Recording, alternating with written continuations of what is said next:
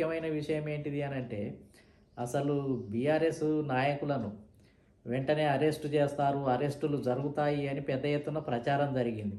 అదేవిధంగా ఫోన్ ట్యాపింగ్కు సంబంధించినటువంటి విషయాల్లో చాలా విషయాలు బయటకు వస్తాయి.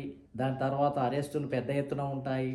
చాలా పెద్ద ఎత్తున ఏందనంటే బీఆర్ఎస్కు డ్యామేజ్ జరగబోతుంది అని ప్రచారం చేయటం జరిగింది. కాళేశ్వరం ప్రాజెక్టుకు సంబంధించి అనేక విషయాలు బయటికి రావటం జరిగింది. కేటీఆర్కు సంబంధించి అరెస్టులు జరగబోతున్నాయి, ఇంకా రేపో మాపో అని పొంగులేటి శ్రీనివాసరెడ్డి గారు పదే పదే మరి చెప్పటం జరిగింది. సడన్గా ఎప్పుడైనా జరగవచ్చు అని రాష్ట్ర ప్రజలంతా కూడా అనుకుంటున్నారు, ఎదురు చూస్తున్నారు. కానీ ఏవి జరగటం లేదు.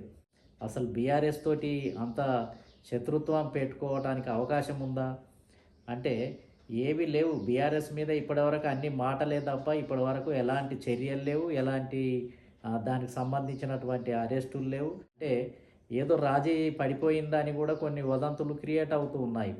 బీఆర్ఎస్ విషయంలో కూడా రేవంత్ రెడ్డి మెతకతనానికి రావటం జరిగిందా,